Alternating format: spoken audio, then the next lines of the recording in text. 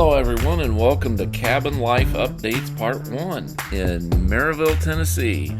In this video you're going to see the garden shed get moved, a garden area created, and a carport for our boats built, among other updates. Let's get started.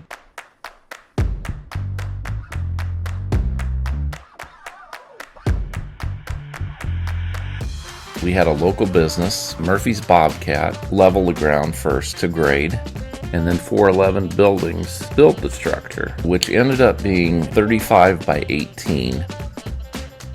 In February, Trina and I went back to Illinois and brought down the Hurricane boat, and then in March we went back and got the Ranger boat, and they fit in there very well.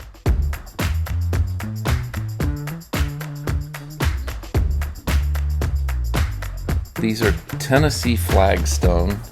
We had to pry these up. They're very heavy. And then Laura and I power washed them. And eventually they're going to get taken down to where our fire pit is now, and we're going to expand that area.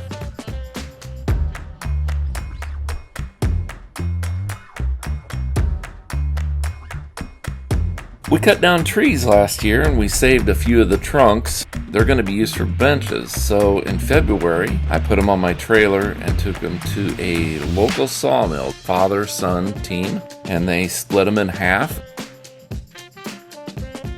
We power washed them. Eventually I'm going to sand them down, put poly on the top of them, put legs on them, and then they will go to the fire pit expansion and be put on the flagstone that'll be around the pit.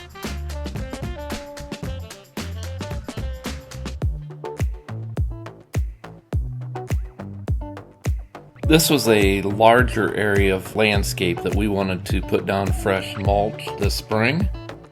This took about 80 bags. Laura would bring us the bags, I would cut them, dump them, and then Trina would actually use a rake and put them around the plants.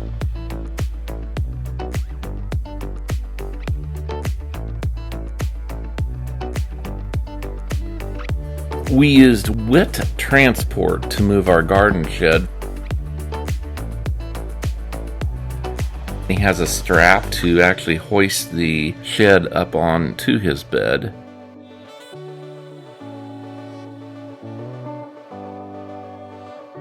He used a very unique truck and trailer.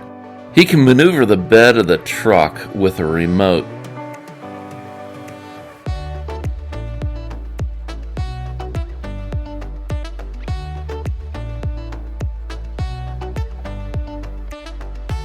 He had to go down a steep hill, so we had to wait for that hill to be dry this spring.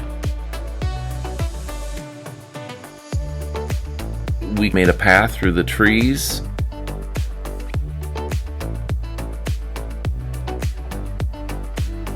Murphy's Bobcat came in December to level the ground.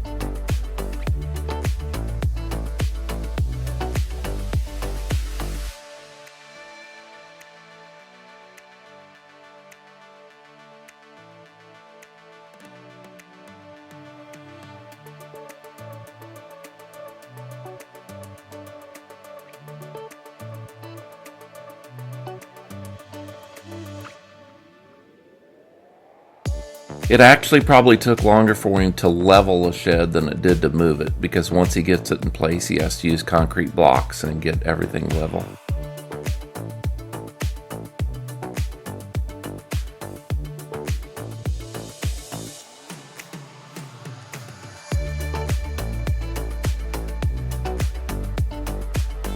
The garden area we marked out with 4 flags. And then I used our tiller, which we brought down from Illinois, and I had to run the tiller several different directions, probably about 4 times to get this cut up and leveled. The garden this year will consist of 5 rows of sweet corn, 3 cantaloupe plants, 2 watermelon plants, and 6 tomato plants.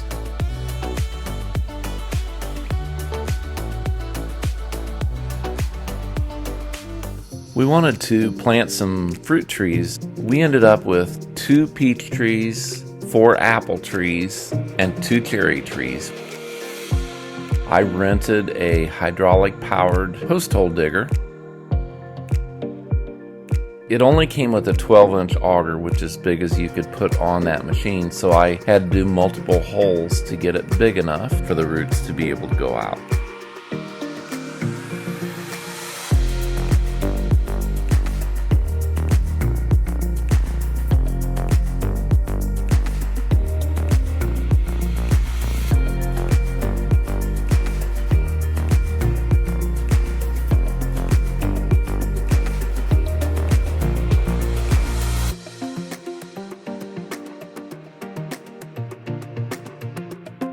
We also used the post hole digger to plant 6 blackberry bushes, 6 red raspberry bushes, and we just had to dig 1 hole for each of those. The red raspberries did not make it. We had to go back, getting much better quality plants.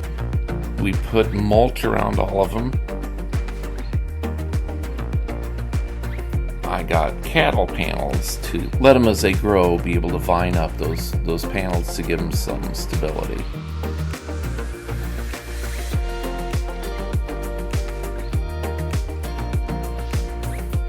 We did an 1.5-inch slope in 20 feet to get the water to drain the right way.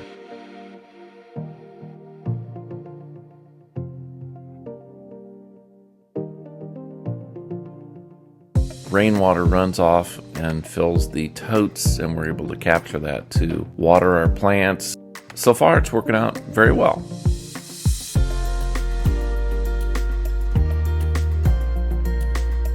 Trina and I wanted to design and build a raised strawberry bed, and we actually made it 20 feet long and 4 feet wide so that these strawberries would be 40 inches off the ground. We bought pallets and we did a bunch of bracketing on the outside, and we ran some 2x4s inside so that everything would hold together. We lined it on the inside with landscape material. Trina came in behind me and stapled that all up.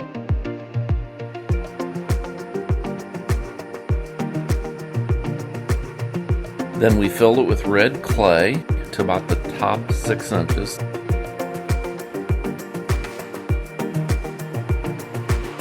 Dalton got on the inside and compacted all the clay down. We ended up waiting a few days so that it would settle. And then we filled the top 6 inches with good black garden soil. We planted 19 strawberry plants, which are 2 different varieties.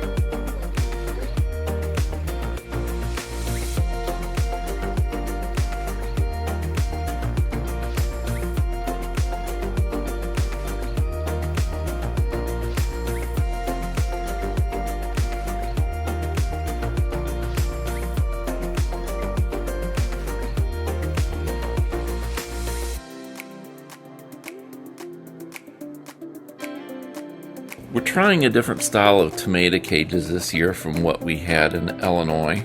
We wanted the plants to be supported, but yet easy to pick the tomatoes when they were ripe.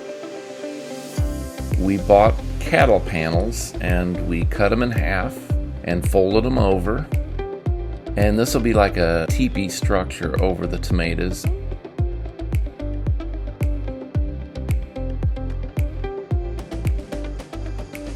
We're excited to see how they do this year. I think it'll be good.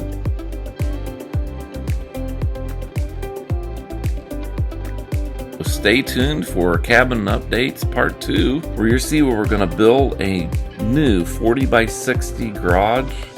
Thanks a lot for watching.